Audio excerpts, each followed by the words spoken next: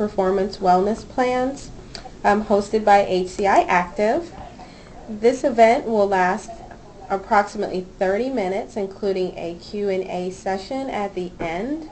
So we ask that you please place your phones on mute to prevent any noise disruptions.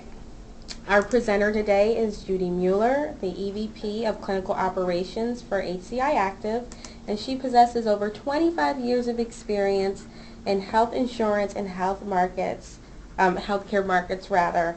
Now with that said, I will turn this presentation over to Judy. Judy? Thank you, Erin. Good afternoon, everyone, and welcome. As Erin said, my name is Judy Muller, and I want to personally thank you for joining us today for an overview of the top attributes of high-performance wellness plans. Currently, 81% of large group employers and 49% of small group employers in the U.S. offer some level of wellness programming tied to incentives for their employees. That investment can result in significant business benefits for the organization, as well as health benefits for the workforce. So before we get started, I just want to share with you a little information about the sponsor of this webinar, Healthcare Interactive. HCI Active offers a single source solution for all things wellness, or more broadly, what we call population health management. That term may be familiar to you, and if so, you know that there are a lot of wellness companies out there that are clamoring for this business. It can be difficult sorting through who does what, and most importantly, how effective will the services being proposed actually be. With that in mind, I'd like to share a roadmap with you to help your clients decide what in the way of wellness will be most effective and provide the optimal results. There are a number of brilliant thought leaders in the healthcare market that gather data and statistics on the up and down side of wellness programs. Such notables as Dee Eddington out of the University of Michigan and Jennifer Flynn, health management strategist with the Mayo Clinic Global Business Solutions, all have offered their perspectives on wellness programming. In addition to these resources, and since we are a service organization, the information I'm going to share with you is also based on our own experience as a provider of population health management, as well as feedback we've solicited from the brokers and consultants we work with, as well as the employers we serve. So what is a high-performance wellness plan? The objectives or goals of a high-performance wellness plan should be formulated based on a deep understanding of the culture, the expectations, as well as the budget of the employer client. The following identifies the broad objectives that will help shape what an effective wellness program focuses on. The first is employee engagement. And what I mean by that is active involvement in the wellness program. Since involvement may be defined differently by the user, the components of the program need to meet the needs of the workplace demographic. Number two, ideally the program will have impact, first on the health of the population, as well as on the achievement of the business benefits I mentioned earlier for the employer. Benefits like recruitment and retention, business growth, and expanded market opportunities. We're going to be posting a blog in June, it's coming up shortly, that will expand on those business benefits that you might want to take a look at. It'll be posted on Facebook and Twitter and on our website as well. Number three, ultimately metrics need to be captured, monitored, and trended to support the investment made in the program. The holy grail of return on investment and value on investment should be expressed in a number of things. Several are measurable clinical outcomes, improvement in preventive care usage, decreases in avoidable healthcare expenses, and management of year-over-year trends, both based on the aggregate population as well as in cohort reporting. the people who engaged in the wellness program as an example, and the people who chose not to. We feel there are 5 top attributes for success in a high-performing wellness plan. They are executive leadership support, high participation and engagement, tools to build the culture of health, actionable reporting data, and scalability and flexibility. These attributes are in essence the building blocks, the foundation to achieving the objectives. I like to think of these as the critical success factors for an effective wellness program. We'll expand on each of these in the next couple of slides. Executive leadership support involves a supportive and engaged executive team setting the stage for wellness program success. This attribute is critical, especially if the executive team can role model healthy behaviors.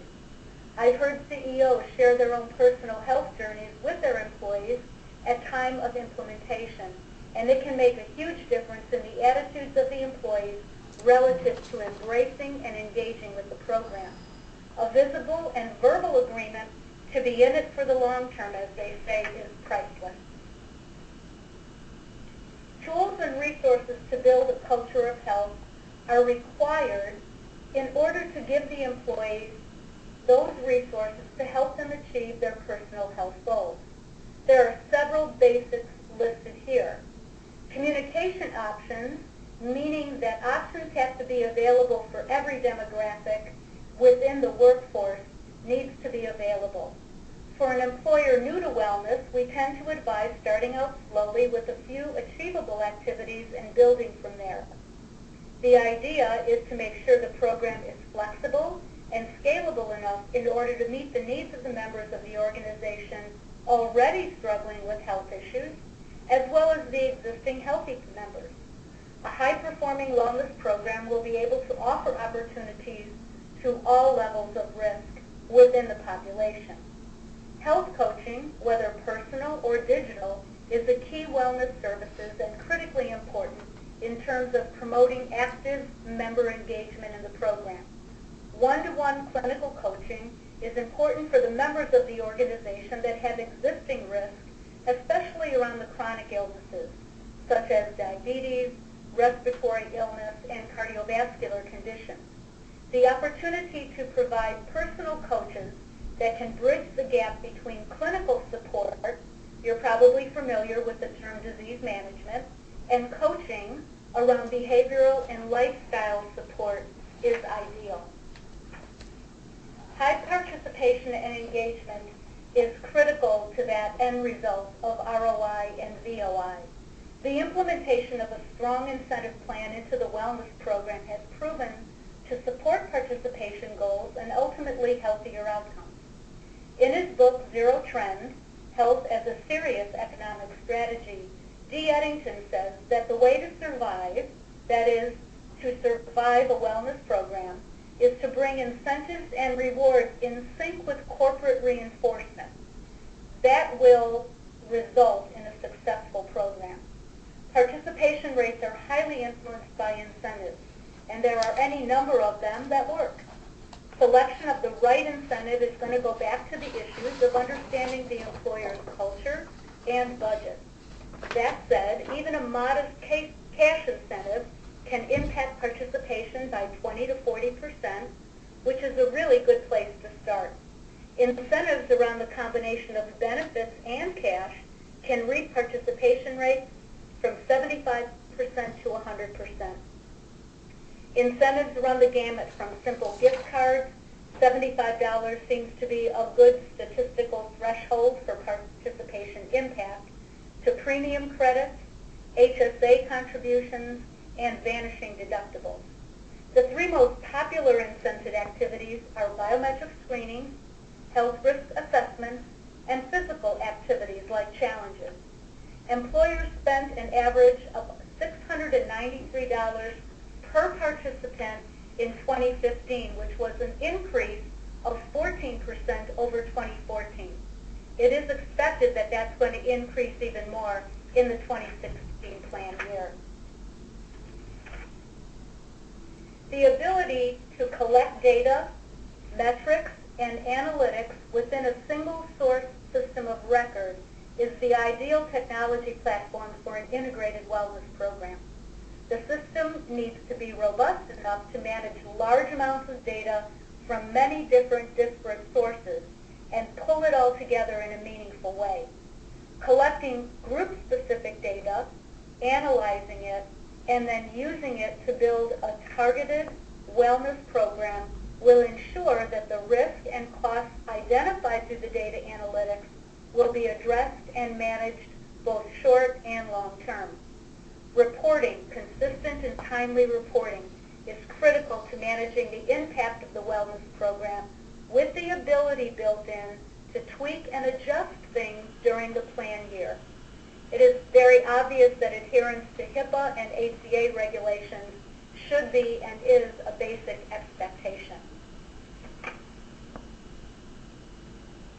In terms of scalability and flexibility, an employer's investment in a wellness program is a commitment to establishing, supporting, and nurturing a culture of health within the organization and beyond its walls as well, meaning the extension of that health culture into the employees' families and into the community. Wellness is not a short-term goal, and even though the start may be simple, the intent is to build the program over time. The idea of that is to sustain that culture of health long-term. This necessitates partnering with an organization that offers the underpinnings of a technology platform that is both flexible and scalable. When employers are ready for the next step, the ability to link seamlessly to the provider network access, something similar to a patient-centered medical home model, will drive the ultimate performance results.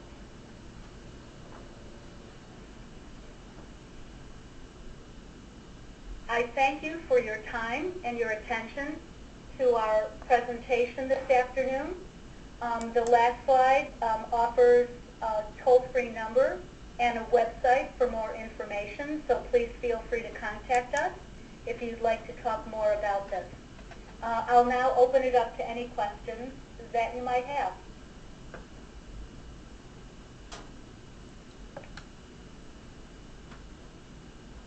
You can also use the chat feature to ask any questions.